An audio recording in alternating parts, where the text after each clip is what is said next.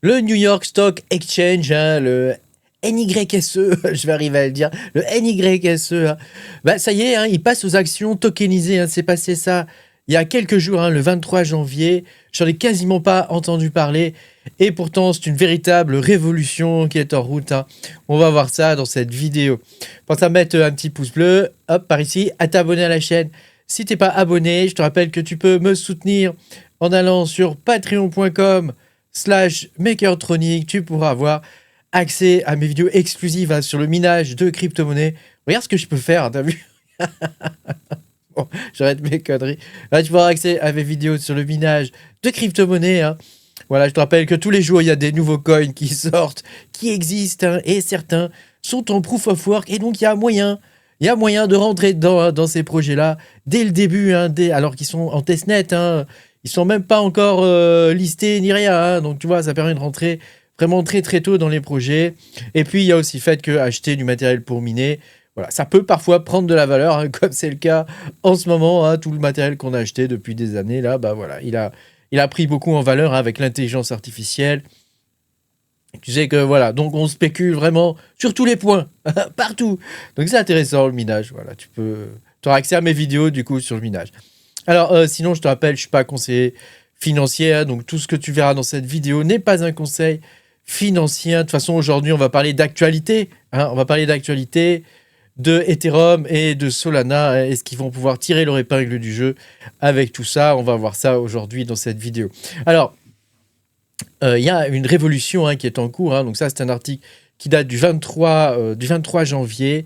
La bourse de New York, hein, le New York Stock Exchange, a annoncé qu'ils allaient mettre en place des actions tokenisées, tradables 24 heures sur 24. Hein. Donc ça, c'est une vraie révolution parce qu'actuellement, tu sais, la bourse, hein, elle fonctionne selon, il y a des heures, hein, d'ouverture, etc. Voilà, c'est un peu chiant, hein, on va dire ce qui est, hein, c'est un petit peu relou. Hein. Mais là, c'est fini les traders, hein. Les vrais traders, hein, pas ceux qui sont dans la crypto, les traders du New York Stock Exchange, ça, vous allez arrêter de dormir. Hein.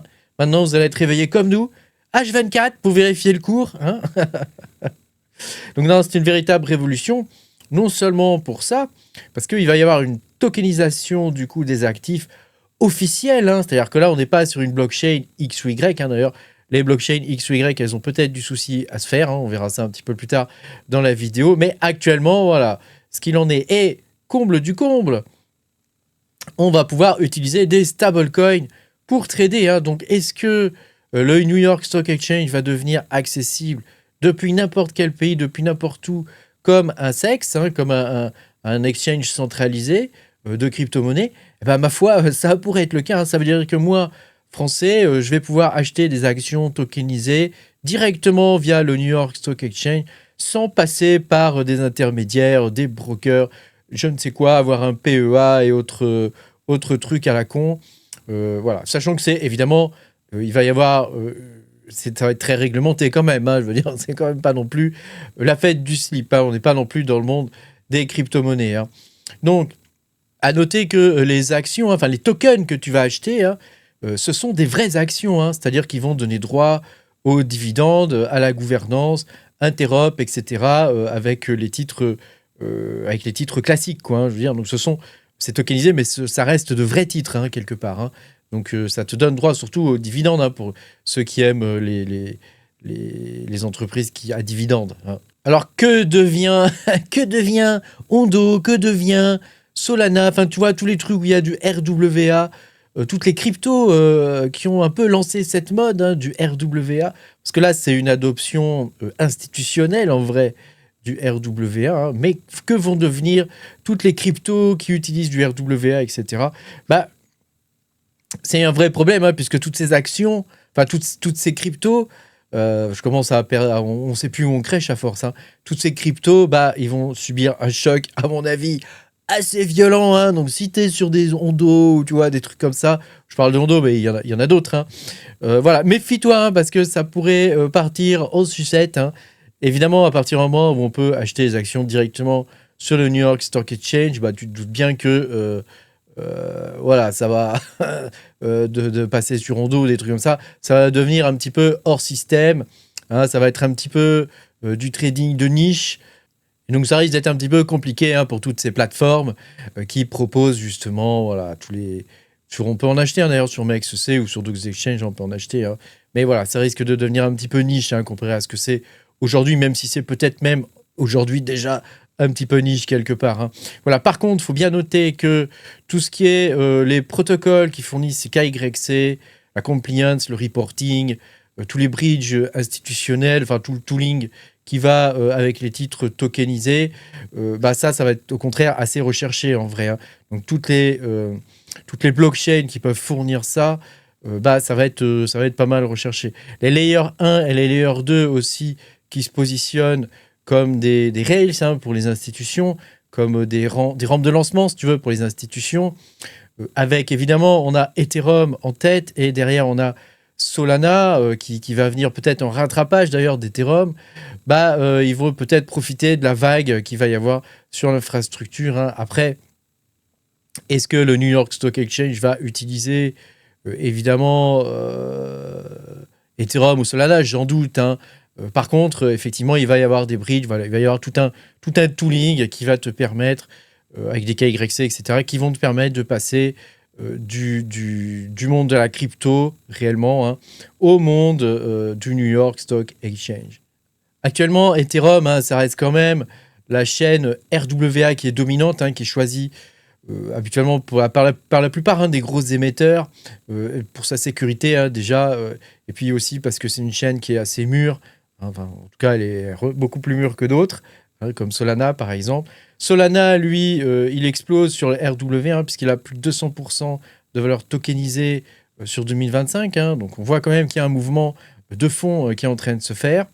Et sur Solana, on a quand même 873 millions de dollars qui sont tokenisés quand même sur la blockchain Solana. Donc tu vois, on verra ce que ça va donner. En tout cas, le New York Stock Exchange, il parle de multi-chain pour la custody et pour le settlement. Donc ça ouvre clairement la porte à Ethereum et Solana comme des couches qui seraient des couches sous-jacentes en fait. Même si probablement ce ne seront pas les seuls. Peut-être qu'il y aura Ondo, peut-être qu'il y en aura d'autres. En tout cas, à partir du moment où ils peuvent fournir l'infrastructure et tout le tooling qui va aller avec le New York Stock Exchange tokenisé, on va l'appeler comme ça. C'est pas du RWA quelque part, mais c'est du tokenisé. On verra ce que ça peut donner. Alors, on risque d'avoir deux narratifs en fait qui sont liés à tout ça. On a d'abord le narratif Wall Street on-chain. Donc, ça veut dire qu'on va pouvoir retrouver en gros tout ce qu'on retrouve sur Wall Street directement au niveau de la blockchain. Donc c'est vrai que là on peut avoir des layers 1 voire des layers 2 qui peut être vus comme des rails institutionnels, mais on peut avoir aussi un deuxième narratif qui est un narratif un peu plus FOMO, qui sont sur les tokens de plateformes RWA qui seraient crédibles aujourd'hui.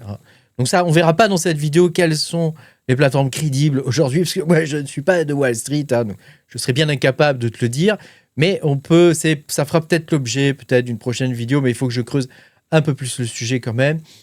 Voilà. Par contre, ça pourrait faire passer toutes les autres blockchains où il y a du RWA qui n'a pas le tooling et qui ne permet pas de faire ce genre de choses, ça pourrait le faire passer quand même pour des shitcoins, pour dire clairement ce qui est.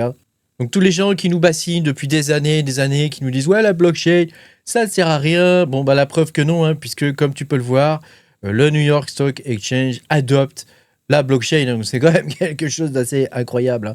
Alors il y a une phase de développement actuelle qui est que le New York Stock Exchange va construire un système avec des règlements instantanés, puisque là, tu vas pouvoir trader de façon totalement instantanée.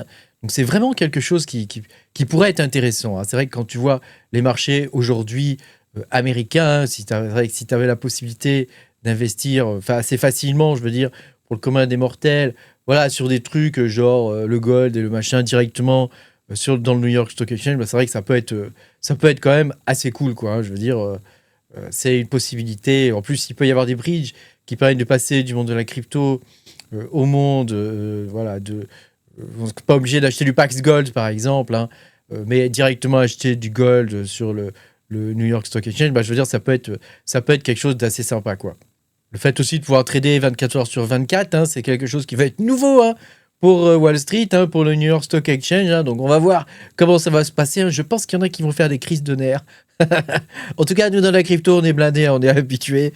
Mais c'est vrai que voilà, pour les actions classiques, ça risque d'être un petit peu plus chaud. Hein. En tout cas, tout ça, c'est quand même bullish hein, pour la crypto. Même si en ce moment, on est un peu au fond du trou hein, avec Bitcoin qui remonte péniblement. Je crois qu'il a 87 000 $ aujourd'hui. Hein. Bon, c'est un petit peu compliqué en ce moment. Mais voilà, c'est quelque chose qui n'est pas du tout... je veux dire, la crypto n'est pas morte. Hein. Loin de là, on est en plein dans la véritable adoption de la crypto-monnaie et la véritable valeur de la crypto-monnaie n'est pas reflétée aujourd'hui sur les marchés. Voilà, il faut être patient, comme d'habitude, hein, tu sais, c'est la patience qui récompense. Merci beaucoup d'avoir regardé cette vidéo. Pense à mettre un petit pouce bleu, à t'abonner à la chaîne si tu n'es pas abonné. Petit pouce bleu, petit pouce blanc, hein, parce que si tu es en mode... je crois que YouTube, c'était en mode noir, et ben il est blanc, le pouce. Hein. C'était en mode sombre, pardon. Mais voilà, merci, en tout cas, tu as compris. Hein. Voilà, je te souhaite une très bonne journée. Je te dis à bientôt pour de nouvelles aventures. Salut!